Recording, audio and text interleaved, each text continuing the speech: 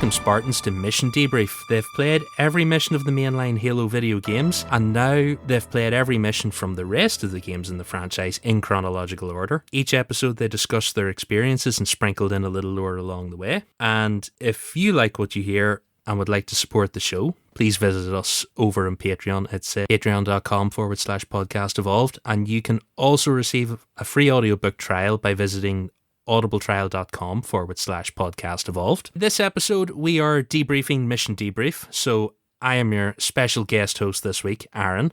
Alongside, we've got David. Hello, everybody. We've got Krysta. George lives is dead. And we've got Colin. Hello there. I'm on the back end now. This is weird. Yeah, you're at the you have to say hello and come up with something. Right. We've wheeled in the special guest token host this week because I'm going to run through the questions and interrogate everyone while they do their bits and pieces. And I was only on like 2 episodes of Debrief, so I don't count. You're in 4th place. We have a ranking system now. Yeah. Oh, that's not too bad. We'll see. You're right above Oren. That's right. Neck and neck. I'm only above Oren. Yeah. You were not above Oren. Well, I suppose we're only talking about hosting and being on the show, and we're not talking about reading books, otherwise I'm miles above Oren. That's true. You'll always beat Oren when it comes to books. Oren doesn't read books. You don't do words good. Per Oren, I can't really talk. I don't really read books good anymore. That last book killed me. Having to read words was awful. Yeah, that was a wake-up call. Well, like we said, you are here for the Mission Debrief recap. Ooh, got stuck on my words there. Before we dive into our thoughts on Halo, did David have stuff for us? I do have stuff for you. So I thought of this like a while back, like a few episodes back of like when I knew we were coming up to like a recap episode and we're going to do something like a little bit different. I was like, you know what would be cool if I had some stats and facts. I just put my mind together and like thought of a few things that might be interesting. Did some internet digging to find out what I could. So there is a total number of 10 seasons. That's kind of how we classified them in the Mission Debrief kind of feed. So we have 10 different seasons. So our biggest season with the most episodes is season 10, the one we just did, which is Halo Wars 2. With 21 episodes, which kind of makes sense because of all the DLC that game had. We could have gone crazy with like Spartan Ops, but we decided not to actually torture ourselves. That's why it could have been bigger, but we didn't do it that way. Our shortest season is season 9, and that's pretty much the combo season of Spartan Strike, Assault, and Fireteam Raven. So there were 6 episodes in total. Our very first show aired on the 23rd of March 2018. It was the winter contingency from Halo Reach. Yeah. There you go. That's an old 2 one. years. Yeah. Quite the commitment. Isn't it just? Good job, Colin. We had a total of 123 episodes, including the one you're listening to right now. The longest ever episode was episode 68. It's Halo 5 Osiris, where we talked about for 1 hour and 35 minutes and 12 seconds. Really? Yeah. What the hell did we talk about? I know. That's such a, it's just a random episode in the middle of, Isn't it the first mission? It might be. I think it's the first mission of Halo 5. That could be why it was so long. Maybe we gave out about it a lot. But I just thought in the middle of the series that it was Halo 5 had the longest. I thought we would have talked about older games more. Our shortest ever episode is episode 3. It's 28 minutes and 33 seconds, and that's Halo Reach Nightfall. Really? Yeah, isn't that weird? I just blazed through that one somehow. Yeah. We just didn't want to talk about it. That's the sniper one, right? Yeah, it is. Yeah, it's a pretty cool mission. That's a good mission, yeah. Here is the rankings. I know everybody wants this. So, Colin is in first place. He was in every single show, all 123. So everybody, round of applause for Colin Perkins. Every single episode. Krysta by a hair's breadth loses out 122. She missed the ODST recap episode. We don't know why. It was too long ago. There's probably a hurricane. And another side fact for Krysta, the number of unique Krysta intros is 122, because Krysta did a unique intro to every single episode. There might be an overlap in there somewhere, I don't know. More often than not, Krysta gave her own little intro. So well done, Krysta Brown. That's impressive. Yay! I came up right behind Krysta, 121 episodes. I missed Halo CE Silent Cartographer. I have no idea why, because it's one of my favourite missions in Halo CE. So something in all of Halo. So something serious must have happened where I couldn't do it. I remember you being bummed out about that. But then Oren wanted to, that's one of Oren's favorites too, so he stepped up, I think. So I think Oren stepped up and took that from me. And I also deliberately wasn't on the Fireteam Raven gameplay show, and that was to allow Oren to come in because I obviously hadn't played Fireteam Raven. So those are the 2 episodes I missed. Number 3 in third place was Oren. He had 3 episodes. Well, 4. He did Fireteam... Number 4, right? Because there's 3 of us. Oh, sorry. Yeah, he is the 4th person. He did 3 episodes. Sorry, I'm kind of made a mess of that. He did Fireteam Raven gameplay, the recap episode, and he did Halo CE, Solid and Cartographer. And dead last is Aaron, who has 2 episodes, including this one. He did the ODST recap and today's episode.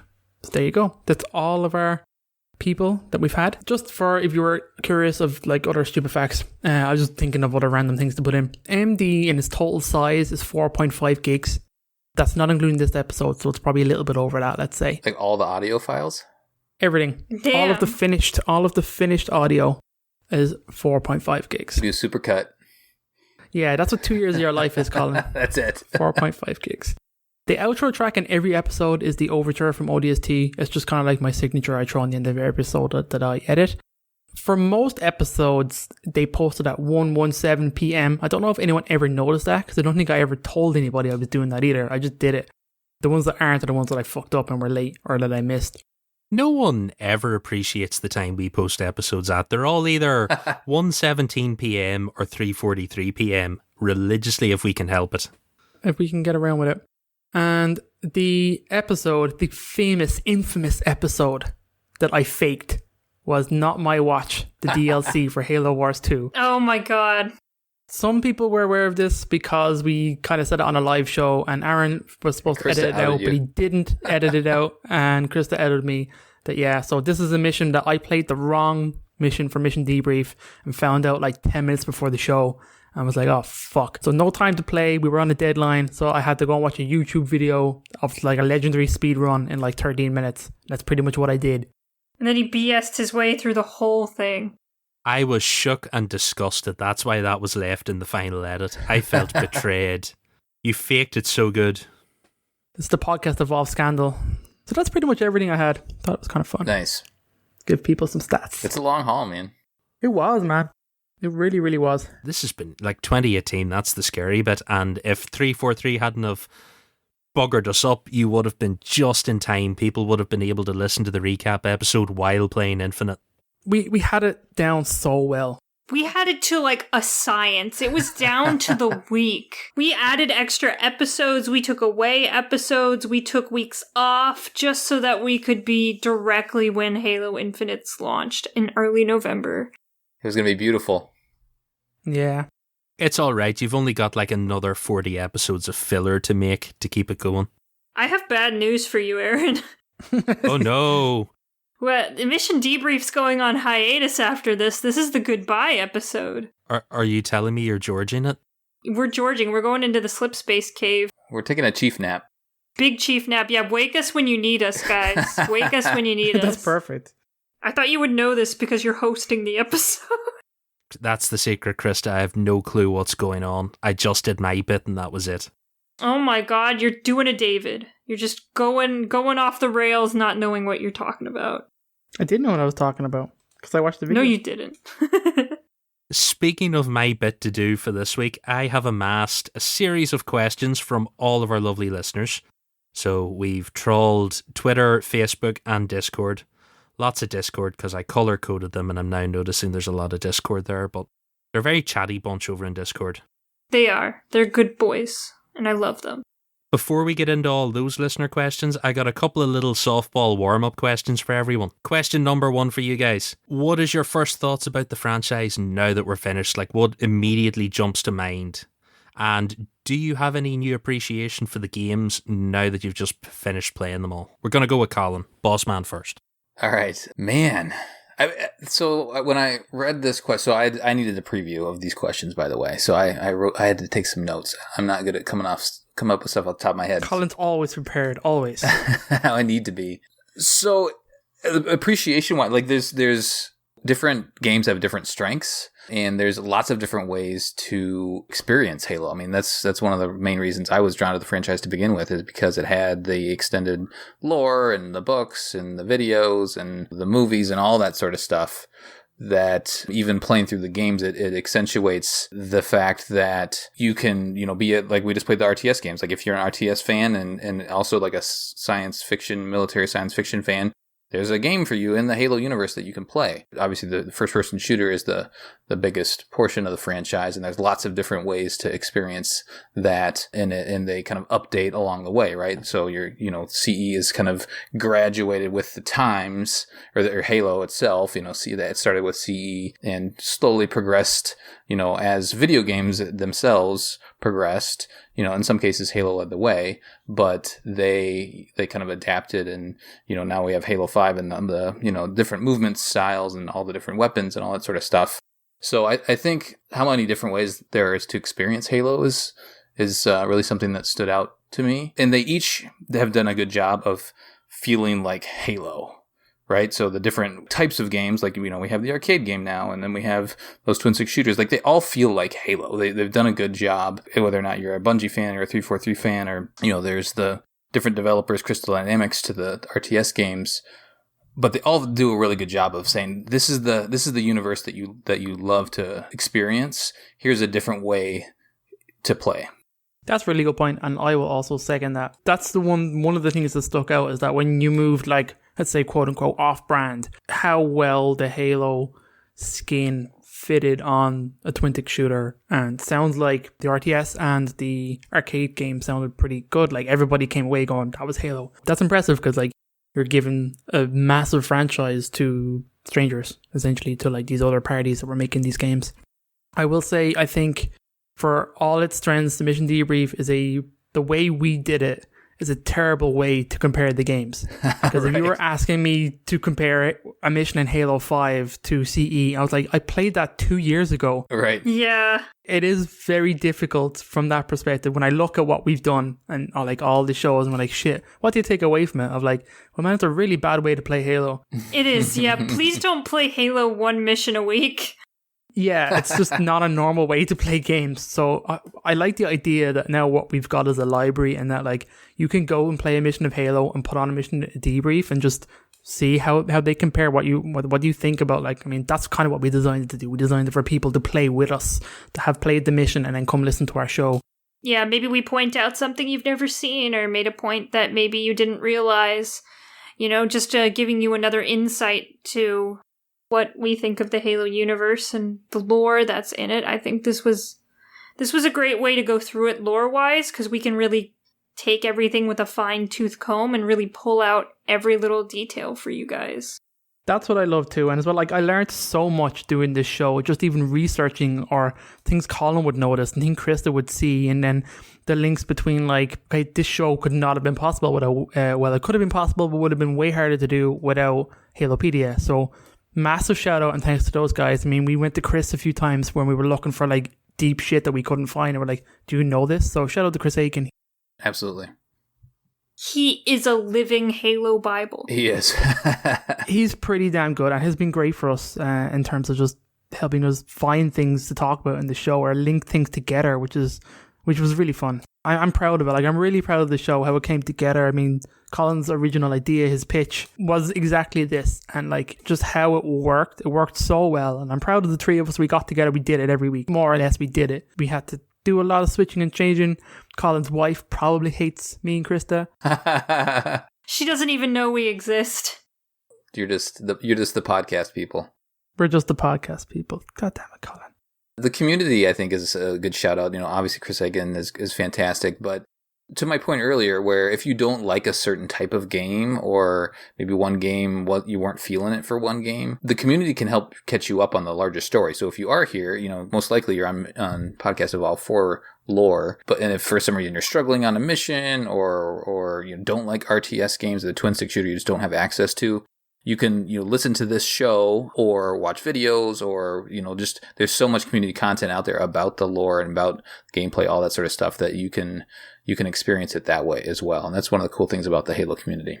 Another point about this kind of experience is how different we tackle challenges in games. That was really interesting to be like, oh, well, I, got in the Warthog and ran him over. And I'm like, oh, well, I was across the entire map and, sniped him. And I just used an AR and punched him. It was interesting to see how we played games differently. And Halo's great for that. The stand-back nature of Halo is always great for giving you tools to kind of go and play away. And it's always interesting to see, like, oh, you went down this hallway, or you had this weapon at this point, or Colin always found it interesting. Like, I always gave my Marines weapons, power weapons, and throw them in vehicles. Yeah. And I just killed them. And then Krysta loves killing them. The other thing, I think, David, you touched on a little bit too, is like the lore going through mission by mission, because there is so much stuff into each mission. Yeah, Halo is dense. Halo is dense. Yeah, like Halo 5, the terminals that are in Halo 5, we covered all of them, right? Krysta covered them all for us, and she read most of them for us. But like that whole story about Bastion in Halo 5, like by the time I got to those missions playing Halo 5 originally, I kind of wasn't really paying attention to them, so I just skipped over them. But we were able to dig in a little bit and try to make some sense out of that stuff. And sure, other community members have already figured that stuff out, but playing through it and having a specific segment of the show say, okay, now let's do the terminal. Now it's terminal time. It forced us to appreciate all that lore that both the developers put into the game. Well, and also you get the context of the mission itself within the terminal. I think a lot of people who cover terminals will just cover them all at once. I think it was interesting to see, like, what is this mission about that this terminal is in? Does it have anything to do with the mission? Does it have anything to do with what we're talking about? Does it have anything to do with the setting? Does it coincide or not? Sometimes it did. Sometimes it actually was lore in the mission that you were actually playing in real time. And sometimes it was just galaxy level lore that's way out there. And it depends on what game you're playing and what kind of terminals they have, because the terminals are very diverse in Halo. It was interesting. The Halo 3 ones are still some of my favorites, even though they're annoying to read. I'll always love them, just for the sight into the lore in the good old days. Right, going on from that, this is the hard question. This is probably the hardest one of the entire night. Your series ranking of the games, and why did you pick your favourite? By the way, shout outs to Randy on Facebook, who basically had the same question. So he said his favourite's Halo 3, by the way. I wrote mine down, so I'll start on this one. And I did go back, because I feel like when we were ranking each game on the recap, especially in the first-person shooter games, We made a mess of it. I think we had different rankings every time. Exactly. It's like, okay, well, I just played this, so this one probably is farther up the list than it would have been if I looked back on all of them at the very end. Anyway, I went back and looked at my list after Halo 5. And we didn't do it for Halo or the other games. I think we ranked them at some point, but it's hard to rank those other games against each other, especially the way that we were playing it. So I'll just go through my list real quick. My list stayed pretty much the same. I did move in an RTS game here. So I'll go Halo 3 is my favorite. I would say I'll go back to my reasoning too. But Halo 3 Reach, number 3 is Halo 2. Then I have Halo Wars 2 up there. I really liked Halo Wars 2, especially those cutscenes and like all the stuff that you could do. Bold choice, Colin. So I threw Halo Wars 2 up there above ODST. Whoa. ODST is my 5th favorite. Then I go Halo 5, Halo 4, Halo Wars, then David's favorite, Halo CE. Sorry, David.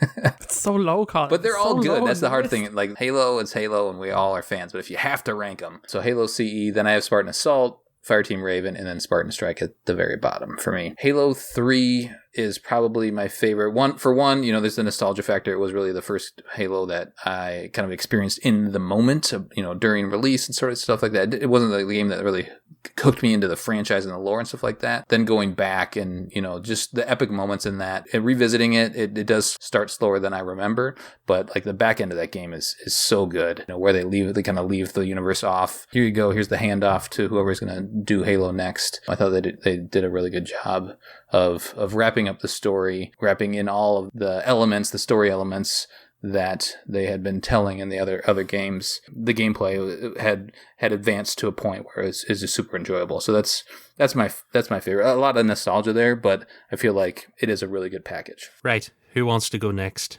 Who's terrified? David or Krysta? Krysta, do you want to go? No. Mine, I think, even after playing all of these games, is probably still going to be CE, so no big surprise there. But I would say probably specifically the anniversary of CE, probably one of my favorites. Just because where I was when that came out, just the whole me of the 10-year anniversary, Halo CE is coming out. It's a update updated game of the graphics, the music. It has achievements. That was such a huge deal, having achievements. Coming into Halo CE, getting to play these maps again, the multiplayer was a little bit disappointing because it was just a Reach kind of tie-in, but even getting those maps that were remade maps from this Halo CE was just like such a huge thing for me. And I just love it. I just love it so much. Just going back, flipping back and forward between the graphics, just that mechanic is just so much fun. And do you prefer graphics one way or the other? Or maybe that might be a question later on. Sorry. Yeah, it is. But I like the remaster, to be honest. When I go back and I play them, I play it on the remastered graphics almost exclusively. I might go back old school just to see how bad something looks. Or I like to see like things that they add, like detail they add on an item or on the environment. I'm like, what did it look like originally? Was it even there? And I like the ability to just flick that back and forth. But I predominantly play in the remastered style. After that, I'm going to say maybe Reach and ODST, just because like Reach is so goddamn good. The emotional journey that we were all on when Reach was coming out of like, holy shit, Bungie's last game, holy shit, it's a prequel, holy shit, Halo, it's like Halo Reach book. Now obviously there was crazy stuff going on with inaccuracies and overlaps and stuff like that. Even just from the game, like how that played. Like, I liked armor abilities. I know people were pretty down on them, but like I remember playing the Reach beta, the demo and stuff like that, and the multiplayer, and that was awesome. I had so much fun. There's so many good missions, just good fucking missions of like what you play and the weapons you get and the things you get to do. I thought it was so good. I mean, Long Night of Solace is one of the best missions in like a video game. That's just so fucking cool. ODST for like its unbelievable like unique vibe. One of the best kind of games to like sidetrack off like a main storyline, main character, create all these new characters and just give us a unique story told in a unique way. That was so good. And they've never gone back to it, which is a massive shame, because I think everybody wants an ODST 2. Everyone knows like we're ready to do something like that again, especially when 5 comes along and they're trying to weed out John and like you have strong characters and it doesn't go that well. So Reach, ODST, probably Halo 3 up there. Halo 2 is low enough on my list. I might bring Halo Wars 2 up high, then maybe Halo 5, then Strike Assault would be there. Maybe Halo Wars 1 would be above them. But even having said that, Halo 5 is low, not because it's a bad game to play, just because it was such a big disappointment from the story perspective. Like, playing the game is awesome. I like the ability, I like how that game plays, playing as a Spartan. That game does play really well. But I just not jive with Osiris. Despite the fact that the characters were initially quite good, I just don't think it was executed well. I think everyone knows that like that game was gutted. It wasn't the fact that Osiris is bad, it's the fact that they replaced Blue Team. Yeah, and just again, everybody has a sour taste in their mouth from the marketing of that game, of just it marketed and ramped us up. Like nothing has been as hype as that much. Halo Infinite isn't anywhere near as hype as Halo 5 was. Yeah. It just set us up for a game that didn't exist, and that's just where we came down so low on it. And I mean, I remember even going back from Mission Debrief, going like, this game is not bad. Like, it's low in people's minds, but it's actually a pretty great game. I will say a surprise hitter for me was Spartan Strike, because I think I remember me and Krysta saying, this is a fucking great game. Like, when we were playing through Mission Debrief, like that's so surprising to me to how much I enjoyed the twin stick shooters. Did you miss Halo 4 maybe? Is Halo 4 better than Halo 5 in your mind? I totally did. Halo 4 is probably above Halo 5 in that list. It's low enough because I really hated the Prometheans in Halo 4. That really soured it, but the story in Halo 4 was so fucking good. The acting is just, it hasn't been as good between John and Cortana. Like, there's such huge moments, executed so well, and the dialect was incredible. Krysta, your moment of truth. I'm going to shotgun it. 2, 3, 1, ODST, Halo Wars 2, Reach, 4, 5, Strike, Fireteam Raven Assault. Is that everything? Did I get everything? I think you got everything. Krysta, you have Reach really low down. Yeah, I was surprised by that too. Yeah, Reach was great when I played it when I was younger, because it was like the big Halo game that I played as a kid. Yeah, we associate you with Reach because you played it so much. And just because just because you play a game a lot doesn't mean it's necessarily your favorite game. The reason I played Reach so much was because it was convenient. I was in high school and couldn't afford that many games. But Krysta, you're the richest person in Halo. I know I am. Reach, like, you know. I know. I like Reach. I think it's a great game. I think the gameplay was really fun for the time. The story is kind of meh in general. And that's all that factors in, right? Like that's loaded into that question, which is the best game, or rank them, gameplay, story, all that stuff. Here's how I kind of prioritize elements in a game, it's always story, gameplay, graphics for me. Story's most important, gameplay is second, and then graphics, good graphics are great, but after a couple hours of playing a game, you hardly notice them anymore. Well, it becomes an art style after a while. You're always going to notice the gameplay and you're always going to be engaged with the story, but the graphics are such a passive thing that even if I go back and play a game like Morrowind, which has really shitty graphics, after a couple hours, you don't notice it as much. I think it's always the way you'll never play a really beautiful but shit game for a long time, but you'll always play a really interesting game, even if it's the simplest looking. It's why I've put so many hours into Stardew. Yeah, because Stardew's a great game. The graphics are rudimentary, but the gameplay's good. You shotgunned that better than I expected. I know, I did a really good job, huh? Halo 2 is my favorite because of how Halo 1 got me engaged with the series, Halo 2 got me engaged with the lore. Yeah, the lore explosion in Halo 2 will always grant it a higher place on my list. And the rage I felt at the end of that game, utter despair of like, this game is over now. So I never experienced that, which may be why Halo 2 is so high up for me, because I didn't experience that rage. When I played Halo 2, Halo 3 was already out. Well, when I played Halo 2 seriously, because you play Halo 2 as a kid, and I didn't give a shit about the story, I didn't give a shit about the gameplay, I just wanted to run around with friends in a 3D world. That's probably why that's never been like a minus for me, because I didn't experience that, but I totally get why people rank Halo 2 lower because of that fact. But Halo 2 got me super engaged with the lore, and that's one of the reasons why I picked up the books. It's an interesting point because I feel like nostalgia plays so much into your favorite game. A lot of the times, one of the first games you play in a series is your favorite because that's how you remember it the most fondly, especially. So it would be interesting to hear how this list, how other people's list that came into the series later. So say maybe somebody's first Halo game was Halo 4, and then they did go back and play all the games. Is Halo 4 going to be their favorite game or one of their favorite games? I think a lot of that has to do with how, because David got into Halo back originally. So I think that's one of the reasons Halo CE holds strong for you. And, my rationale was Halo 3 was one of the first games that, so I think it's an interesting point to think about. Yeah, I'd love to ask this question in a couple of years to someone whose first game was Master Chief Collection and be like, which of these did you like? Because you got them all in one go. There's future experiments to carry out on children, Colin. Just remember that. I have a couple. Right, kind of jumping off our thoughts on Halo. What is your one standout moment from the series after replaying everything? What is the one thing, whatever you want? Doesn't have to be gameplay, it can be anything, but what is the one thing that jumps out at you? Watching the Halo fire in Halo 2. Or almost fire. The Halo fire?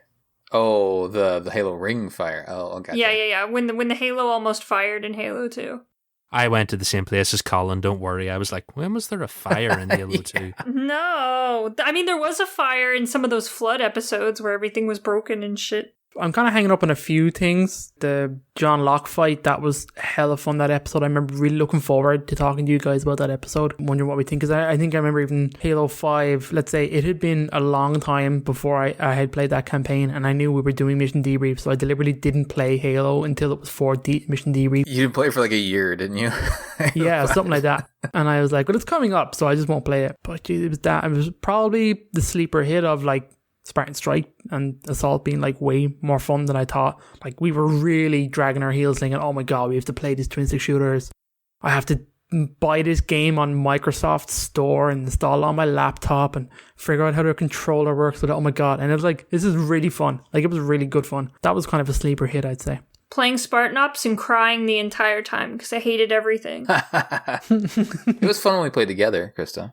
Yeah, but then I had to play all the other missions by myself. Right. It was such a fucking slog. It was really, like, I don't think David played all of them. I played every single one, and I was unhappy the entire time. It's so sad. They're just a slog by yourself. Such a missed opportunity, yeah. I'll say the first one that came to mind for me was the opening scene to Halo 4. Not the Halsey. Well, I guess it tied in with Halsey.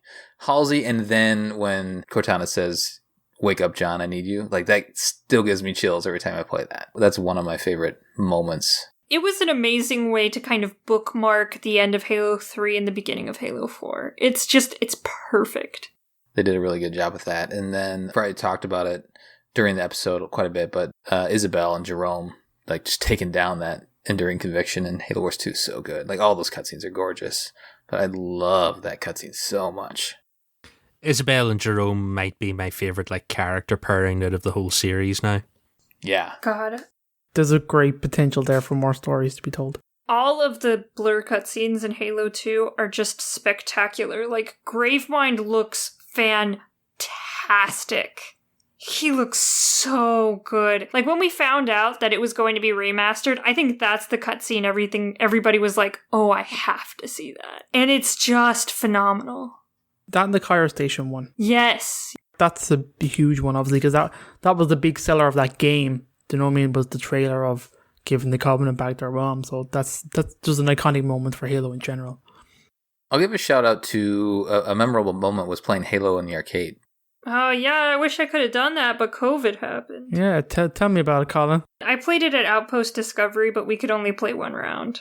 Just seeing Halo in a, arcade bar, arcade or whatever, and be able to sit down with some randoms, or, better with friends, obviously, but be able to sit down and play Halo in an arcade just was a unique experience and a very memorable one.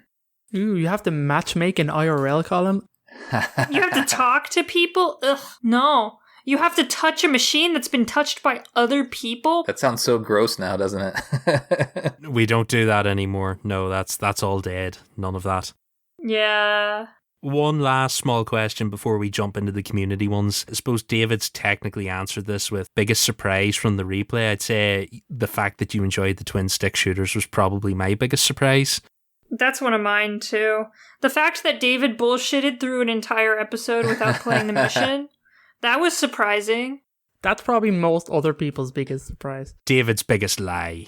Please, I want you, if you haven't listened to that episode without this new knowledge, go back and listen to it and see if you can tell. Which mission was that in Halo Wars 2? Not my watch. Not my watch. Go listen to that and see if you can tell that David has no idea what the fuck he's talking about the entire thing. Colin was really nice to him. Notice how Colin never asks him a direct question. I did, but I gave him softballs. Yeah. Did you like the mission, David? Oh, I loved the mission. It was so much fun. Or like every other one was like, oh yeah, I did what Krysta did.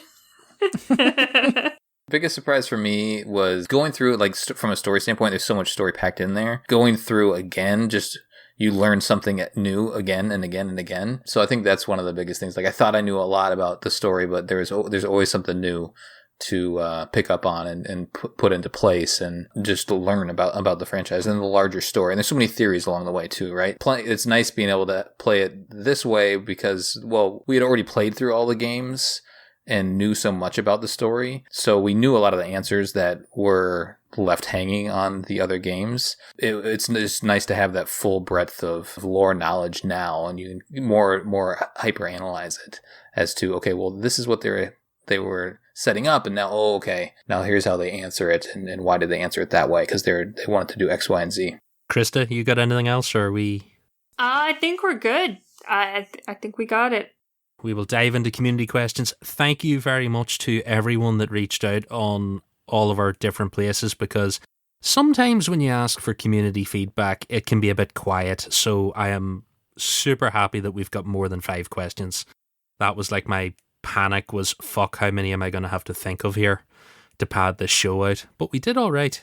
Now you know my original panic when I wrote all the questions every episode. I was like, is anybody going to answer this one? I remember early on, I was asked really kind of basic questions and I wouldn't get any response. And so try to get creative towards the middle and end of the series. Thankfully, I just had to ask people for thoughts and they just came out and gave us everything. So we've got our first question. Axel on the Discord and Lucas on Facebook basically asked the same thing. It is, what was your least favourite game from the series and why?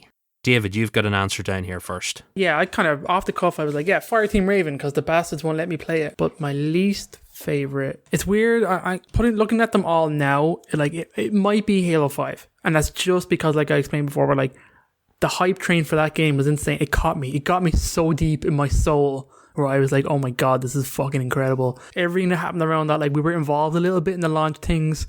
Krysta got like a pre-copy of the game to like do shit with for like, it was just like the podcast evolved, the hype around it and myself was just nuts to the level that maybe no game could possibly actually live up to that. Just what it was such a come down. The whole Blue Team hype and everything. The return of Blue Team was fucking incredible. And then it was like there's 2 missions in the fucking game you play as Blue Team. There's 3. There's three maybe. The walk around mission sucks. Yeah, I think that's probably it. I mean, because when I look at them, I mean, obviously 2 has such highs and lows for what it was. 3 was an incredible end. 4 was an incredible start. C is always going to be my favorite, I think. Then you have the peripheral games, which, to be honest, maybe I don't like that much, but like, you know, I like the RTS games I do like quite a bit. So it's probably going to be 5 just because of it was such a high up to a crash down. I'll go quick. If you look at my list, I'm just going to go by my list. And so I'll give 2 answers. First person shooter, it's hard to say, but David, I think CE because it's the most basic. Like, sure, it lays down all, you know, foundations of the lore and all that sort of stuff, but then going back and playing it when comparing it to the other games, gameplay is a big thing for me, and obviously the lore is too, but if I'm going to go back and play a Halo game, I'm most likely going to play the newer Halo game, one of the newest Halo games. I'll go back to the old games to experience certain moments and things like that. I guess CE is probably my least favorite from like a total package standpoint. We can still be friends, Colin. That's fine. From a first-person shooter standpoint. In terms of the other games that we played recently in this the second half of Mission Debrief, I'd say Spartans Strike. I think they made some good gameplay enhancements. The story's a bit confusing. I remember us trying to figure out what's going on. And then like the character that you're in, that you actually use 2 characters at some point, and they don't really have a huge impact on the larger story. So while it looks and feels like Halo and it's in the Halo universe, like the person that you're playing as is just kind of there. It's a cool little orange Spartan, but that's about it. Least favorite game. I'm gonna be a bitch and just say Spartan Assault.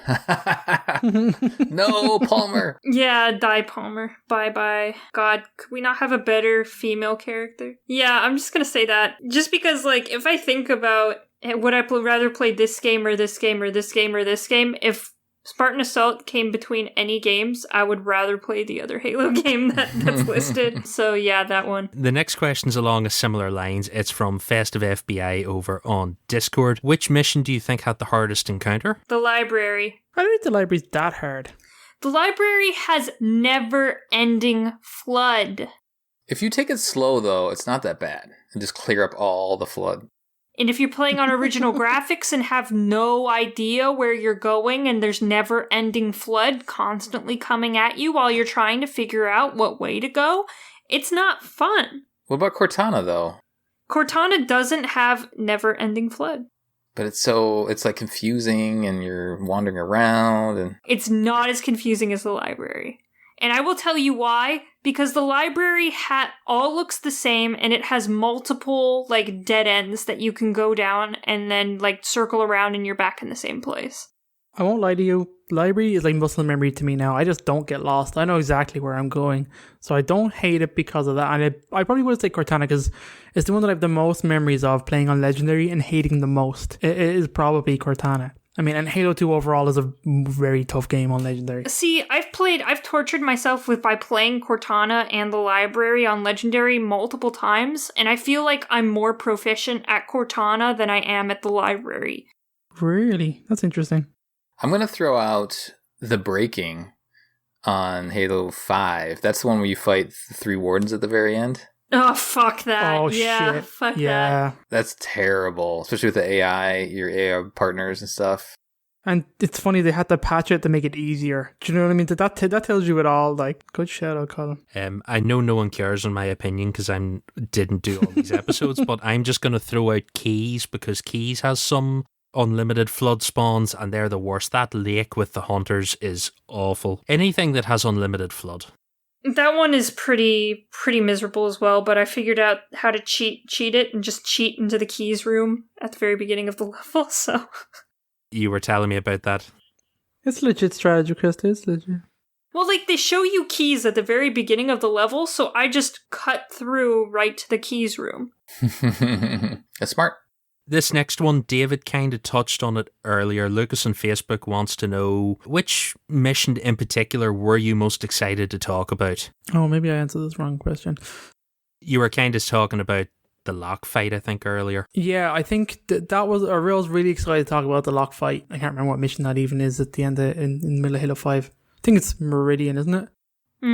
Yeah, I think so. Between that and, Silent Cartographer, which sucks I wasn't even on it. I was really excited to talk about Silent Cartographer. This is one of my favorite missions.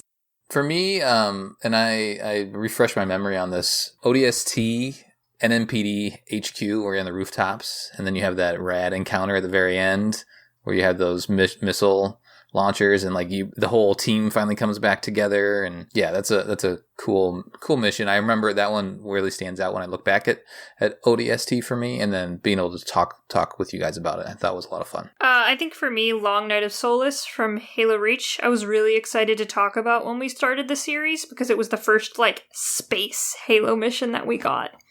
So I had, and that's my favorite mission from Halo Reach, and of course that was the first game we covered. So I remember starting the series once Colin actually pitched the show to Podcast Evolved. He came to us with the idea, and David and I said, yeah, we'll do that with you. So when he pitched the show, that was one of the first things I was really excited to talk about. Right. Pope on Discord has a quickie here. Pick your favorite Flood mission.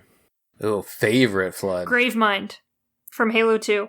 The cutscene? It doesn't have any Flood in it, but it is still part of the Flood playlist, so I think is it cheating. Counts. It counts. It's part of 343 have put it in the Flood playlist.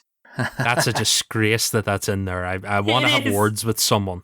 I played it on Halloween, and I was so confused the entire mission. I'm like, there's no Flood in this mission. I know there's no Flood in this mission. It's just the Gravemind cutscene. But if 343 think that's worth going in the Flood specific playlist, I'm just going to say that's my favorite Flood mission. Well, the cutscene is worth putting in there, I'll tell you that much. I'll say the Covenant from Halo 3.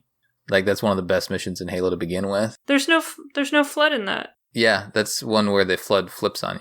You partner up with the Flood. Oh, at the very, very, very end, yeah. Yeah, and then they flip. That's when you go and finally kill Truth and all that sort of stuff. So, I mean, it's a good mission to begin with, but there's Flood in it, so that counts. Good job, Colin. My favorite one? Shit. 343 Guilty Spark. No, that mission sucks. In a weird way, I might say Keys. It's hard, though. We just talked shit about it. What the hell? I loved fighting my way back up onto the ship through all the Flood, having the Flood fight the Covenant and you fighting in the middle of them. I thought it was so cool at the time. Krysta, what other missions are on that playlist? Out of curiosity. Oh, there's a lot. Is there? Yeah, kind of. I think there were 7. So I don't actually know all the mission names, so please forgive me. It's 343 Guilty Spark, then the library, then it transitions to Halo 2, and you play... It doesn't include Keys? No, it doesn't. Keys isn't in there, which is something I was kind of taken back by that as well. The next Flood mission is the one with the tanks and stuff from Halo 2. Oh, Sacred Icon. That's a great mission. I like that. Yeah, Sacred Icon is the next one, and then it's Gravemind and the mission after that for Master Chief. And that's all Halo 2. That's all they included for Flood missions for Halo 2. Oh, really? For Halo 3, it's the first one that the Flood come in. Floodgate. I knew it was Flood something. And then it's Cortana, and that's the Flood playlist. Oh, really? Okay. I will say Sacred Icon then, based on that, because I do really like that mission. We plays the Arbiter, and you've got vehicles and stuff, and you're just kind of rolling around, shooting a Flood. I was expecting them to put in the mission in Halo 2 where you're first introduced to the Flood as Arbiter? Where you're running around trying to kill the heretic? Oh, yeah. Yeah, that's true. I was surprised that wasn't included. Interesting. Next one we have is from Turkey McPod on Discord. If you could play just one mission for the rest of time, what would it be and why? The Covenant from Halo 3. Nice. You like it that much? Let me tell you why. I'm going to tell you why. Let me tell you a story. You start the Covenant off on foot with a Spartan laser. Then you get into a Hornet, and you go kill Phantoms and Banshees in the air, and then you get to go into these towers and kill a bunch of people in the towers. Oh shit, it is a really good mission. Then you get a tank, and then you go through the mission with a tank, and then you get another Hornet, and then you get 2 Scarabs. I repeat, 2 Scarabs that you get to kill. And then you get to team up with the Flood, and then you get to kill Truth, and then you get to kill the Flood. That is why that is the best one, because it has the best. It's a long mission and it has the best diversity. It is very long. I will give you my cheater's choice. Mine would have been Silent Cartographer and Assault in the Control Room. And I know it's 2 missions, but me and my friends, when we were playing Halo CE, like years after when they had all kind of gone away from gaming, whatever, gotten sick of like games and stuff like that, I could always get them to come back, and 3 of us would sit down and we would play through Silent Cartographer and Assault in Control Room back to back. That's just what we did. We knew those missions down. We just played around with difficulties and stuff, but it's like the 2 of those missions, just how they play, are just some of my favorite missions in all of Halo. I just love them so much. The maps and like just all the kind of things you get from Halo CE. But like Krysta has bent my ear. She really did sell that well. It's a good mission. Well, I was going to say the mission before, so the Ark on Halo 3, also very good, very diverse. You know, you first time you get to see the Ark, you know, the cutscenes are cool. And then you do get a Scorpion right away. It's a big mission, lots to do. There's some, when that Scorpion gets dropped off, remember that part of that? Yeah, there's lots to do in the Ark as well. So I'd say that. But usually when I want to play Halo now, you know, having played all the games and stuff like that, I want to play a modern. I want to play Halo 5, so I usually pop into like Firefight or something like that and mess around in there. From a mission standpoint, I was trying to think which mission in Halo 5 has the most diversity. I think one of the last missions, sort of saying Helios maybe, or I guess that's in the middle. I would say Genesis came to mind. So when you finally go to that planet, I think you dropped out some space in the Guardian, and you kind of run down the Guardian, and then you go down, and then at some point you do get into a Scorpion. There's lots of vehicles, and then you do have a Warden. Super Witness. Then you do have a fight at the end with the boss, Warden Eternal, 2 of them at the very end. So it is pretty diverse. And, you know, you get to do all the newer Halo goodness in that mission. All right. Next question is from Nate on Discord. I'm going to modify this slightly. If you had to eliminate one of the Halo games, what would it be and why? I'm going to say... So I think it specifically says the FPS games, right?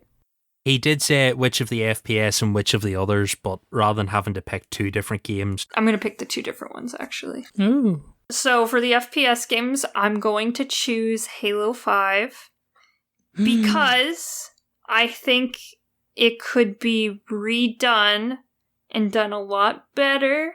But I still love Halo 5, but I think they could redo it. It would be better. I feel like the only other one I'd contest is Halo Reach as well, because I think the same thing. This is all story-wise. This isn't gameplay-wise or anything like that. This is just the story. If you removed any of the other games, the whole like pile would crumble. I think Halo 5 and Halo Reach are the ones easiest to remove and still have a cohesive story. The ones on the edges. Well, to that point, I'd say ODST, and I love ODST, but you don't need ODST. It's true, but it adds so much to the story and the ambiance. It does. But I would say that you could get rid of that and still be fine from a franchise standpoint. For the other games, I'd say Spartan Strike, just because it's more or less redundant. It's refined, but it's also redundant. It doesn't add a whole lot of story. It kind of just... It puts itself in the middle of the story. Cool stuff, but it's not necessary. That's the one I would kill too. I mean, you wouldn't touch the Halo Wars games because they're like their own thing and they're beautiful in their own little bubble. In terms of FPS, you're kind of both right in a way. Like you could kill ODST and like the franchise would be fine. 5, I'd love to see that done proper in whatever iterate. That game had another iteration somewhere along the line and it just didn't come together. And yeah, if you fixed Reach, like, so it made canonical sense. I mean, there's so much more you could do with Halo Reach. Your guys' answers are there, yeah. Next up, Festive Cal has 2 questions. The first one is, which game has the best Scorpion? Halo 5. I said 5 too because of all the variants you can get out of it, and I think it's fun. It's hella fun in that game. Halo Wars 2. Colin Perkins, you son of a bitch. When you get a Scorpion in Halo Wars 2, you know that thing just is badass, right? Yeah, that's true. You know it's just going to wreck shop. If I was going for Halo Wars, it's definitely the Grizzly instead, but... Holy shit. The Grizzly leader power in Halo Wars 2? Come on. Yeah, there we go. That's not a Scorpion. Yeah, it's technically... I think the Scorpions in Halo 5 are beautiful. There's something about them. I know not everyone likes them, but every time I get in a Scorpion in Firefight, I feel just like I'm going to have fun. Festive's other question is, what is your favourite loadout from all the games? That's a hard one. Individual. I think just total, like, what is your go-to weapon combo? Headshot and plasma pistol, because I usually play on heroic or legendary. What's the headshot? Just a headshot weapon, I think you mean, do you? Just anything with a headshot. So like a DMR pistol or, a BR. I'm always going to love the CE pistol and CE shotgun, and they work so well together through multiple enemies types in that game. I try to love the AR, but it's just hard to sometimes. Like, it's such an iconic weapon, but it's also terrible in a lot of times. In a lot of the games. There is the answer. The explosive rounds saw. The Saw was one of my favorite games in Halo when they brought that bad boy in Halo 4 and Halo 5. Halo 5 is the thing that like exploded the Halo weapons because they're all of the variants that are in there are just like, some of them are just so much fun. I haven't even used all of them. So Saw and what? What's your other weapon? You don't need another weapon. It's the answer. You pick up two the answers, Colin. Your answer is the answer. I'll go with DMR and rocket launcher. Which rocket launcher, Colin? I don't care. Just one of them. Just one of them, yeah. I don't distinguish. I like to go DMR and shotgun if you're going down that route. Once they've got too close for the DMR, you just need to take them out quick. Otherwise, it's all gone horribly wrong. Right, next question. Back to design stuff. The pesky bird and chicken tendy on Discord wanted to know, what is your favourite Marine design? And a follow-up question, do you have a preference between the Bungie or the 343 Marines? I like 343 Marines. I think I liked the redesign of like when we got to Halo 4 and like they changed up the art style, and like I actually really liked that more realistic art style. I liked how Chief looked. I liked how the armors looked. But he's talking about the Marines though, because they look like a little too space marine-y for me. But that makes sense in the story, I guess. Yeah, I mean, like when you go back to like the other games, like they literally look like Marines could look like now. They don't have a lot of technology on them or about them. They're pretty grunt like. I liked the idea of them being space Marines, Colin. That's what I wanted. Like, show me my Marines with my gear, with my technology. You know, some of the things that humans have over the Covenant, over the aliens, is their unique technology. And I want to see it. I like the classic design more so, but that's a good point. But Halo 3, I think, has my favorite Marine design. Yeah, I think the Bungie Marine design, but it just, I really like that. The green and they're grittier, I guess, less space marine-y, even though they do make, the 343 ones do make sense in the era and the story they're telling, but I think the Bungie Marines are more for me. Krysta? There are Marines in Halo? They're the things that die on missions. You know those things? Why would I pay any attention to dead corpses on the ground? Sometimes they give you weapons, so did you find a particularly attractive one when you stole a rocket launcher? No, they were dead. Because I killed them for their rocket launcher. Krysta has spoken. The only good Marine is a dead Marine. It's a dead Marine, yeah. Oh man, that's my final answer. Okay, we will move on then. Next up, question from one of Krysta's suicide grunts on Discord. What is your favourite weapon and which of the art styles do you prefer? Needle rifle, final answer. Excellent choice. I don't even have to pick the art style because it's only in one game. It's only in Reach. I think there's a variant of... It's technically a carbine. Yeah, in Halo 5. That's called Blood of Sunayon. Yeah, that's pretty cool. I'll go with that just to be different than Krysta. The same thing though. Same gun, different name. Yeah, we're not very diverse. I really like the carbine. Every time I see the thing, I grab that in a mission. So I'll just go with the Halo 3 version. Alright, next up, Jedi Spartan over on Twitter. Do you prefer the original or remastered graphics and cutscenes for CE and Halo 2? Remaster. Really? Always remaster. Yeah. So remastered cutscenes, yes. But what about graphics? Remaster. Have you played the original? So I like that you can flip back and forth, right? That's a cool thing. I did the last time I played through CE, which was fairly recently, I played on all of the old graphics, and it's much creepier and like the mood it is. That's true. That it sets. That's because it's just a bunch of walls with absolutely zero features on them. Right. There's just a blank hill that's just green with nothing on it. But they could have done that with the remasters. I mean, they could have at least made it darker. It's just so bright. Like the new remastered graphics are so bright, and they could have done a better job with the lighting, I feel like. That's because we couldn't see anything when we played CE. They had a built-in flashlight because you couldn't see anything in that game. And guess what? The flashlight ran out of battery. Because it was supposed to be scary. It's not supposed to be scary. Colin, you're essentially walking around with a nuclear bomb on your back. You should be able to power a bloody headlight. It's true. You know how expensive those are, son? That's right. That is a fair point. They didn't have LEDs back then. They could never have known how much more power efficient they could have Yeah, in been. 2552, they didn't have LEDs back then. Right, our next question is from Oblivion and Jedi Spartan on Twitter. They both asked something similar.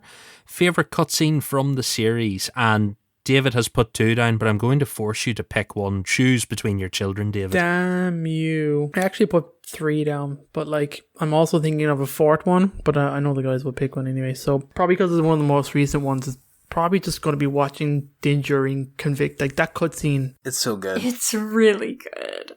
And I remember like even getting really excited for that episode of Mission Debrief, being like, man, we can talk about this fucking cutscene. Plus, we hadn't seen a cutscene for like 8 missions. They really left you waiting, but I'd say Halo Wars 2, then when the Conjuring Conviction is destroyed by Isabel. That's awesome. That's mine. There's a lot of good ones, but that's my favorite.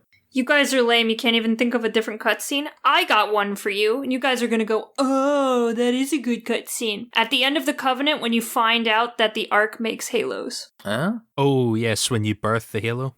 Yes, when Chief and Arby are standing on the edge and the Halo just rises up. Guilty Spark is all excited. Yes, and it plays the Halo theme and everything. That is a good one. I'm going to slip one in here just to say that I think the first cutscene from Spartan Ops, when you have the Infinity and it drops out the fighters and smashes a cruiser to pieces. Yes, fuck, that's a great cutscene.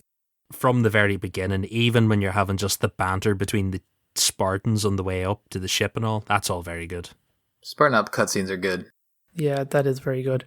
I will also say shout out to Halo Wars 2 cutscene where the Spartans red team just fucking wreck shop with a bunch of elites. That's pretty fucking That's dope. Halo Wars 1. That's Halo Wars 1? Yeah.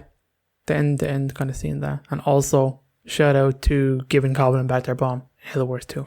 That's always going to be an incredible cutscene. Yeah. Next up, Manny on Facebook wants to know, what is your go-to gaming snack? Oh. Coffee. Really? Yeah, coffee is a good one. Man, I'm just all coffee. I don't have an item that I snack on when I game. It's just coffee. I try not to snack when I game because it's such a bad habit, right? But it's either something sweet or something salty. So it's either going to be like poppable candy or chips that aren't going to make my fingers greasy. They can't make my fingers greasy.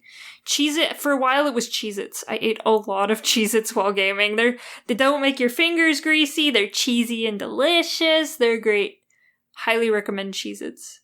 Now I just try to eat my normal dinner while gaming, and it's a lot more difficult, honestly. I'll say I'm a big fan of popcorn, so give me some popcorn. And do you have the some seasoning? Butter. I do seasoning every once in a while, but mainly just butter and salt. Just give me that. And I'll drink an IPA. So that's usually like when I'm solo gaming, I'll do that. But if I'm playing with somebody else and I don't have a mute button or something, it's just a pain in the ass on my headset. I try not to chew. And Stop just annoy somebody. eating chips and keeping your mic on, you animal. We don't want to hear your food being chewed and swallowed. It's nasty. You're nasty if you do that, and I won't play games with you because it's nasty. I hate sitting down with someone and they're like, oh, I got McDonald's, and it's just like, it's like, no. Mute your mic. I will tell them to mute. I'm like, mute your mic, man. If you're going to take a big bite of something, mute your goddamn mic. Wow, we've unleashed Krysta. This is not expected. Yeah, Jesus. She's been triggered. I hate it. Mute your mic. Well, so wait, that's why. So for multiplayer, I do. So if I can snack on multiplayer, it's like softer candy or something like that. So I'm not like crunching into the mic, and I don't have to worry about muting. And then I usually drink booze. Yeah. Oh, yeah. Alcohol's good. Right. Our next couple of questions are all character related. First up, Lucas on Facebook wants to know, which character do you think needs more screen time because either Bungie or 343 did not flesh them out enough? Halo 3 rat. Are you sure? Yeah. Final answer. I think the chimps and the apes in Halo 3 Yeah, the family of chimps that you can find. Yeah, their story is really bad. That's not good. The correct answer is Buck, Halsey, or Osmond. They should all be in these games way more than they are. And they're not. Yeah, Osmond, she gets a little time in Spartan Ops, right? But that's it. Yeah, that one time. Osmond is the least service out of those three. And she should be way higher up there. I wrote a couple answers, but I'll just go with this one. Mercy. Oh, What? Mercy's pretty cool, yeah. He just dies. He just gets killed by a floody guy. Yeah. He's at the beginning, he might say have one or two lines, and then he just dies. At least Regret tells you that his sermon isn't complete 100 times when you're fighting him. Right, exactly. Well, and Regret has screen time in some of the terminals, but I don't think Mercy shows up in really any of them. No. Not by himself, anyway. That Regret murder is one of the weirdest missions because you're basically a space marine beating a pensioner in a mobility scooter to death. I think we've all had moments where some asshole like is a dick to you in a mobility scooter, and you just think of that and you're like, Especially if you're at a theme park or something, because they are not very nice with their mobility scooters. They will hit you. I'm evil, basically, is what I'm saying. Krysta's version of Disney is Mad Max. That's good to know. Why do you think she goes so often? Yeah, it is. I have internal dread from mobility scooters and moms with huge prams. So many things disturbing with this. Next up, these two questions basically go together. So Charlie on Facebook wanted to know, who is your favourite character you've seen in the games and why is it Sergeant Johnson? And Luke said on Twitter, your top 3 Halo characters. So give me your favourite and your top 3. 343 Guilty Spark 3 times. Nice. Love it. Maybe we can throw in Exuberant Witness, just because she's pretty cool. She is fantastic. And Gravemind as well. There you go, there's 3. Good job, Krysta. I know, I picked 3. I started with 1, but now we have 3. I did a good job. If we're keeping it to the games, I say I always love Buck. I've always loved Halsey. And I want to say, here's another one what I'd put up there. Man, maybe Cortana. I like Cortana a lot, but not anymore. But anyway, I'll go with that. I'll go... I have some images I can send you for that. Oh, no. It's not that sort of podcast. I'll go Atriox. Oh shit, Atriox is so good. Palmer. I know you guys don't like her, but I like her. And Guilty Spark. I'm a big fan of Guilty Spark too. I can edit out your answer about Palmer later. None of you picked Sergeant Johnson. So, sorry, Charlie, none of them liked Johnson. He's dead, man. He did. Yeah, he did. He did. He doesn't have to be alive. You notice how we to be your picked favourite. alive people? No, Guilty Spark was dead for years, just because they wrote him back in. He wasn't actually dead. He came back. It's fine. As far as the games are concerned, he's dead, so that one doesn't count. Not true. Not true at all. Until Infinite. I see through your lies. Chakas lives. Yeah. Spoilers. Richard on Facebook wants to know, which Spartans would you like to see get their own game or show? He would like to see a Grey Team game. I think we're all going to say Grey Team. Yeah, that's the correct answer. I'll also add the caveat of I'd love to see a Ferret Team game. That'd be pretty damn dope. I want Black Team, but they're still dead. No, Black Team is deaded. Also a great answer would have been Keto 5. They're 100% keyed up for a game. I'd say it's along the same lines, but there's a fire team called Fire Team Shadow. In Halo 4, they're mentioned in Spartan Ops. They like go and take down a ship for you or something like that. Are you picking them just because of the name? Well, the name is cool, and they also have a Mega Construct set. Okay, I was wondering where you were getting these guys from, because I'm like, who the hell is Shadow? But it's also because you don't really know much about them. I don't think a show about an established character is gonna work super well. So, Colin, don't jinx it. So yeah, I think that would be fun to watch. Kind of like, hey, this thing exists in the lore. It's just kind of off to the side, and they can explore whatever they want to do with on a show from that standpoint. A more mainline answer would be maybe Vale. She could be interesting because she knows so much about Sangheili culture and stuff like that, and she's more like a scientist type character. What about Phyllis? But I feel like it'll be interesting to see if they do come out with a show down the road, hopefully, how they deal with all the alien races, because it's got to be a CGI nightmare for all the different races and putting alongside live action actors. But anyway. Right, next question could be a potentially very quick one. Lucas on Facebook again wanted to know, Have you guys tried any Halo-related mods? So like SPV3, there's a couple for Arma 3, Sins of the Prophets, which is one I've played.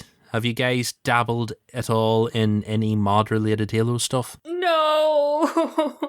I have watched a few videos of the Arma ones because when I heard that they existed, and I was like, okay, what is Arma? I always looked at the video and it's so intensely complicated that I was just like, no fucking way am I going near it. But it sounds cool. What people do over there is pretty damn cool. The Sins of the Prophets is always something in the back of my mind that I should play, but I haven't. The true answer is I have played Halo Online when that was kind of leaked, and that was a thing for like 5 seconds. So that game that was supposed to be like a Russian... Yeah, it was Russian. Mm-hmm. Free-to-play Halo? Yeah, a free-to-play Halo multiplayer game. That was pretty cool for like a hot second. So I like jumped into like a multiplayer map with no one else on it but me and just dicked around with the weapons and stuff. And the maps. There's some cool maps in there. But that was the only thing I ever did. Yeah, I haven't done much mod stuff. I own the Sins of the Prophets and the mod itself, but it would be interesting. I don't know if we'd be able to do it justice to jump into those mods, because I feel like you got to spend a lot of time with them, and we're more story driven anyway, but something to think about. I fired up Sins of the Prophets once, got slaughtered. I went back a second time. I think it's a game with a learning curve that would take a while. I was happy enough to get into it, build an infinity, and then get wiped out because I flew to the wrong solar system and got obliterated. Those types of game you have to take slow. Like, you have to be methodical about those games. Yeah, there's a serious amount of work in Sins of the Prophets, though, the ship models and all the rest of it. My favourite thing with Sins of the Prophets now is to just see these screenshots people do from them. That keeps me quite happy.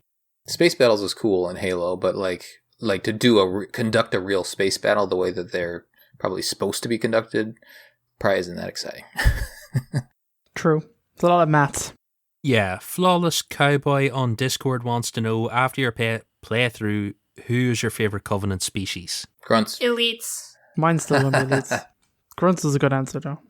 They're funny. I like the Grunts' sense of humor. I think that's fun. They're not trying to be funny, Colin. They're scared and dying. That's a good point. Like, they're goofy. Maybe they're not trying to be funny. But like that grunt that you meet in Halo 5. They're in hysterics. You're laughing at poor aliens in hysterics. I like their never-ending optimism, though. That's what really gets me is yeah. No matter how many times the grunts get killed or flung at Master Chief, they're always optimistic. They are. Yeah, and there's so many of them. They keep breeding and breeding. Everybody's mean to them, but they have a smile on their face while they're dying. They can fuck. Yes, they can. Right, Lucas from Facebook wants to know, what games or books have you got into off of Halo? So he said that he probably would never have got into the Mass Effect or Dead Space books if Halo hadn't have brought him into military sci-fi. I'm just going to jump in here and say I don't think I ever would have read the Expanse books. I think for me it's probably Gears of War, just because Halo and Gears are kind of the pinnacles of Xbox, and I felt like Halo brought me into Xbox and has kept me here and has made me an Xbox fan, that it made me feel like I had to play Gears of War to get the entire Xbox experience. Did you like Gears of War? Like, is it up there in your franchises? It's probably not up there. It's probably mid-tier for franchises. I appreciate Gears of War. I appreciate the story. It's never going to be like a go-to, like, oh, I have time and I want to play a story campaign. I don't think it'll ever be like that for me. Is it because of the gameplay you just don't like as much? Yeah, I think the first game and the second game are just kind of meh, but the other ones get really good. Like Gears 5 was amazing. Oh yeah, that's a good one.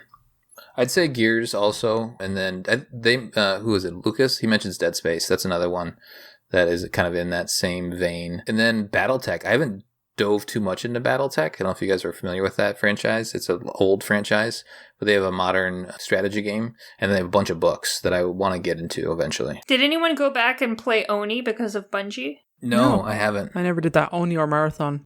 I want to, but I feel like going back to those games, that's going to be hard. Yeah, I feel the same way. About the only thing I did is kind of like an offshoot, but let's say because of let's say Halo, let's say specifically like the franchise and the books of it. I mean, the strength of the Halo books did widen my net for like books that I would read potentially, like to other franchises and stuff. So like I would have done it eventually, but say I read the Assassin's Creed books pretty early because I believed that they could be good because of the Halo books were so good. And I was like, okay, these books add so much more to my enjoyment of the game series.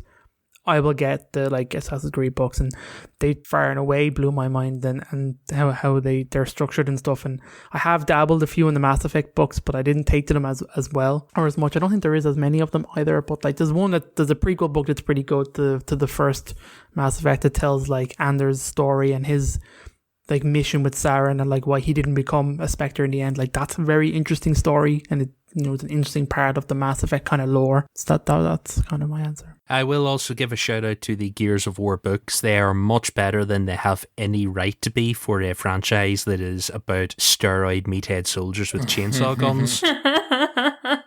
I haven't read the new one now. I've only read the Karen Travis novels, but they are fantastic, which should be no surprise to anyone because the Kilo 5 trilogy might be up there as one of my favourites. But if you pick them up cheap, the original Gears novels, brilliant. A lot of depth to them. Worth a read. Our last sort of main Halo-y related question is from Bartlett King on Discord. Quick, simple one. Fuck, marry, kill Johnson, Buck, and Lasky. Fuck Johnson, marry Buck, kill Lasky. There we go. Correct answer. No. Marry Lasky. Marry Lasky. Who are you killing then? Are you killing Buck? Are you killing Nathan Fillion? Why would you kill Nathan Fillion? You can't do that. Nathan Fillion's a Spartan. He's got so much battle experience. He's one of humanity's greatest assets, and you're just gonna kill him? That doesn't sound right at all, Colin. I'm gonna have to commit you, actually. Lasky's captain of the Infinity, man. You can't kill him. Come on. He's a sweetheart. Anyone can captain the Infinity. Come on. Halsey's on there. Osmond's on there. I mean, it'll be Roland fine. flies the ship. It's grand. Lasky is a sweet boy, but I think he's very vanilla and probably not very good in He's bed. good husband. Well, that's why you're fucking Johnson. Johnson knows what the ladies That's like. why I'm fucking Johnson, but I feel like Buck could still give me a good sexual experience during our marriage, but I don't think Lasky will. I think Lasky's a missionary man and he doesn't do anything else. I think he's got some surprises up his sleeve. I don't know. He seems very vanilla to me. Look, he has hidden talents. He has a ship with hidden ships inside it. You know he's got a surprise. I think he's compensating for something with that ship. It's not the size, it's how you use it. He inherited it. It was Del Rio's to begin with. It doesn't matter. He's still the captain. Right. We have 2 mission debrief specific questions now for the end of the show. So the first one is both Ryan on Facebook and Luke on Twitter wanted to know, will mission debrief be postponed after Halo Wars 2 is finished, and will it come back when Halo Infinite is out? Yes. We're kicking around some ideas. We have lots of ideas as to how to extend the life of Mission Debrief. I mean, obviously it was meant to be about each mission, which we've done, but there's other ideas. Can we remix missions? There's, can we rank a mission? There's lots of ideas that we have. So we'd love to hear what you guys have to think while we take a bit of a break. Yes, we're going to take a bit of a break. Some of us are recording like three shows a week, and we're exhausted. Yeah, it takes a lot to keep the podcast train rolling. That's why we enjoy our Christmas break so much, because we save up some episodes and then we all just peace out for 4 weeks and do fuck all, and it's great. Yeah. It really is. Matt on Discord says, what do you all think about running through the multiplayer maps and the lore there, especially the Bungie era maps? They have a shit ton of behind-the-scenes lore. So I actually have something about this, because when we were kind of scheduling the original Podcast Evolved and coming up with different topics to talk about, one of the topics we were throwing around, which we never actually used, was to talk about the lore in maps. And I think we started with Truth, which is the multiplayer map that's inside a Covenant ship, and that has so many different iterations. That was one of the first ones we were going to cover, but we never actually got around to covering maps in the main show. So it would be interesting. A lot of maps, though. I don't play a ton of multiplayer, so I'm not familiar with all the lore, but it would be fun to explore that a bit. I think that's a fun idea. There's some really interesting maps, like Cold Storage. Yeah, right. Isn't there like a whale in one of them in Halo 5? Or? Yeah, there is, yeah. I mean, that is something I do appreciate that they've always done 343 and Bungie's, like the fact that the multiplayer has like lore in it to the story, to the games and stuff like that, that even that they've canonized their multiplayer in that it's a holodeck like simulation for training Spartans. Like, I always found that really clever and really enjoyed that aspect of it, and that the missions then could have like things to find that are interesting. I thought that was cool. Yeah, it'd be a fun mission. Yeah, I mean, thanks for hanging with us. Everybody that's been on the, just listening since the start. I'm sure there's some of you, like, that's awesome, right? That was the intention. And then people that have, come in part way and gone back, right? Like, so maybe somebody came in during Halo 3 or finally in Halo 4. And, these are all rolling out on YouTube as well. I'm sure some people picked it up that way and then have gone back to the beginning. But thanks for listening. It's been a really fun journey. People binge this. Yeah. People binge listen to us. And that's just insane to me. That is nuts. It's nuts to see the numbers. Like, when you see the raw numbers of how well this show is done has been fucking crazy. The fact that, like, every time when I get a message of, like, man, I'm just fucking, I play your game, I play the mission, I listen to your podcast. That's just what I do. I'm like, fuck, that's mental. That, like, people are using it as intended, I guess. Like, maybe not a lot of people, but, like, the fact that anyone is doing it, I think is impressive to me. And the fact that it exists, it's a catalog, I think it's fucking good shit, man. I'm delighted we did it. I want to highlight you, Colin, because you came to us with this awesome idea, and you've been here the entire time hosting, writing scripts. It takes a lot of time and effort, and I think David and I can both say we really appreciate you. We appreciate you for pitching the show, for sticking with us, for doing all you do to keep everything running, to scheduling with us and getting that. That's been huge. No, it's been fun. It's been an awesome project. Thank you for sticking with me, like with my recording schedule. It's not the best with the family and stuff like that, but I appreciate that. It feels good to like complete it, right? I had the idea to begin with, and you guys were like, yeah, let's do it. But then to actually see it all the way through, I think has been a lot of fun. And towards the end here, it's gotten a little bit like I'm ready to be done. Yeah, we've been getting a little burnt out. Hopefully that doesn't come through in the episodes. Like, we still brought the energy. A lot of editing issues in Halo Wars 2. It's staying near the end of the season. We've dropped some balls for sure. But I think, one of the reasons I did come up with the idea is that I think a lot of people play Halo and just don't have a lot of people to talk about it with. And us being able to be those voices and to, bounce those ideas off of, hopefully we brought a different perspective or added some details that you didn't pick up on, or just can be that sounding board. The friend that you're playing with. Exactly. That's what we want to be for you guys. And we'll continue once we get more Halo in the near future. We'll continue to do that. And hopefully, we'll bring you a couple episodes along the way with some more interesting discussions. And maybe we'll expand. Yes. Ooh. I'm still pushing for that, but we'll see. Yeah, it's been fun. Well, that'll do it for our debriefing of Debriefing Mission Debrief. Wait. No, just Debriefing Mission Debrief. The debriefing of Mission Debrief. So, on the next episode, we don't know what we're going to do for you, but we'll bring you something, and it'll be fun, and the three of us will be there. Send us your thoughts, podcastevolve@gmail.com, or drop us a tweet at podcastevolved on Twitter. You can also support the show by visiting Podcast Evolved on Patreon. Don't forget that free audiobook trial. Visit audibletrial.com/podcastevolved. Thank you, Aaron, for being the host. Thank you, Aaron. We love you, everybody, but we love him. We do. Technical difficulties. Until next time, evolved. Evolve.